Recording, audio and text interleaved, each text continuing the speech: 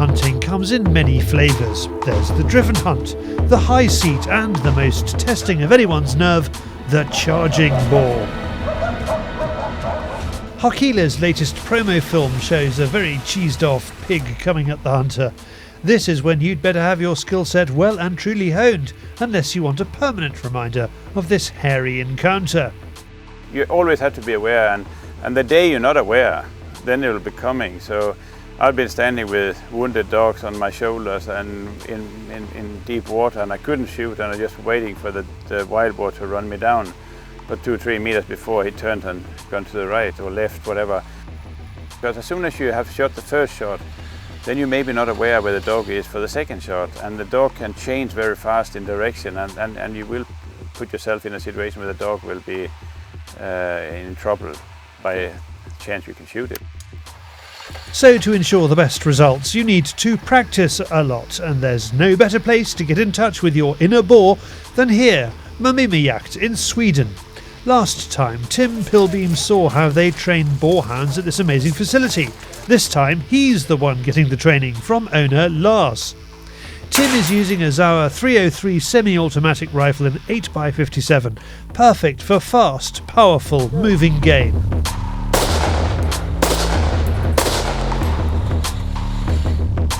Perfect. So in this situation, that's the kill zone. That's stop the the kill boar. zone, yeah. So what we're doing is probably aiming. Here will be too low to shoot it. Yes. Here is a perfect spot to kill it. Here is a perfect spot to kill it. Here it will set on its ass, but it will still stop because you break the spine. Yeah. As soon as you go down here, you won't stop it. So whereabouts do I put my red dot? Where do I aim for? I will put it somewhere here. Yeah, then we get it so there. aiming there to get in there. Yeah. So and the thing is that to do that, you need, if it's, let's say, it's very close, then you just keep on straight at it. Yeah, but let's say you got 20 meters and it's coming towards you, then you need to do this. We can be happy it's not a live one. Lars also shoots. He uses a bolt action. You can see how much of the target this rifle leaves when viewed through the shot cam.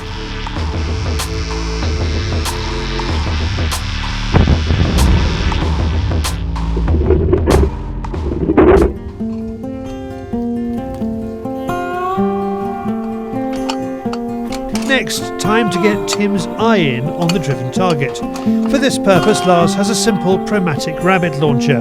He assures us ricochets are not a problem. So Lars, there's lots and lots of different techniques out there how to shoot moving targets. As far as you're concerned, what's the easiest way, what's the best way to do it? For the wild boar, I think one of the most important thing is that you dare to leave the target. Dare to leave the target? Yeah. And right, what I mean by that is, but I think it's very important because by leaving the target, I'm not talking about now you leave the target with 1 or 2 meters, that's not what I'm saying. But if you shoot on a running target, and that means a wild boar on this occasion, then you come from behind. Let's say this is a target, I will always start from, like this, yeah.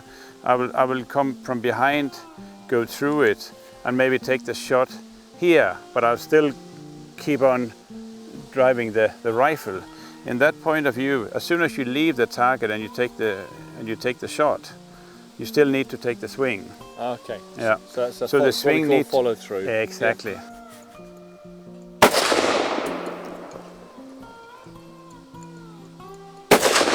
Nice. If you look at the target, your shot is here. Okay. But one of the shots were here, so you're quite close to it. The only thing you need to go down a little bit and then follow the line in the bottom. Then you got it.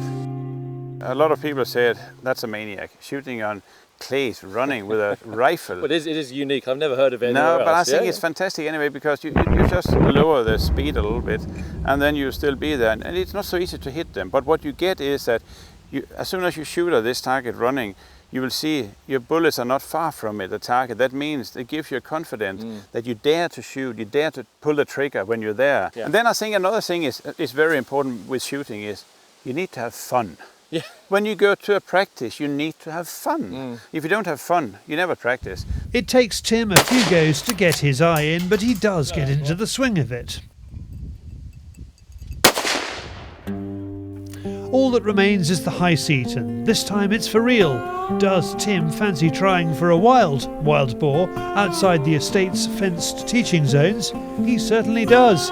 There's a high seat in the forest next to a feed station that glows in the dark. We've got a feeder down there, which is fed automatically using an app on a mobile phone, which is absolutely fascinating. They can set the time, the amount of food, and it tells them when it's empty. But even more interesting is they've got a neon light around the top of this feeder. So as the light drops, the light actually comes on, which allows people to look at some boar, because as I'm talking now, there's some boar walking up towards the feeder. If you swing around a wee bit, David. There we go. So we've got 3 wild boar. Look at this, isn't it fantastic?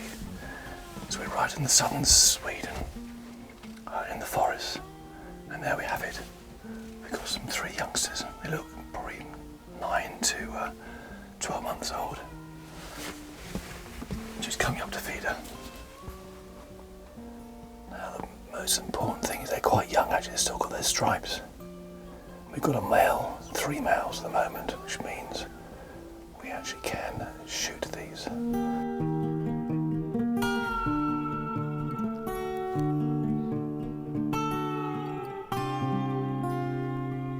They are causing huge problems around Sweden, and they need to be controlled, so this is what we need to do. And they're in front of us, so one of them needs to be taken out.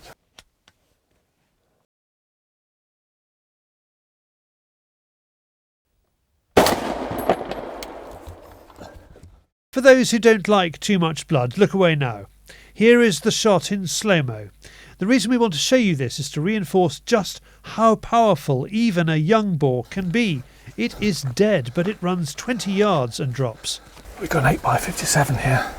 It's our 303, 196 grain bullet. We put the bullet straight through the engine room with this off the bore, and that still didn't knock it down. Absolutely amazing. But absolutely brilliant. There's definitely no need for neon tonight. Tim is astounded that an animal could run so far after being hit so hard. Nothing surprises Lars, who's seen it all. As soon as you get one lung and it goes out a little bit behind maybe the shoulder on the other side, they will always run a little bit. Even if they're deadly wounded and they go on. Sometimes there's a lot of blood and sometimes there's nothing. And depends on they got so much fat inside, and the fat will run down, go down directly and put it in the hole. So that's one of the main reasons. But I think the most important thing is get so high up on a wild boar, as far up the spine and in the neck. The further you go up in the front, the better, if you want them on the spot. It's been a full boar fun-filled day. The Swedes need to control their increasing boar numbers, and here they make sure that if an opportunity arises, they have the skill to take it, no matter how close.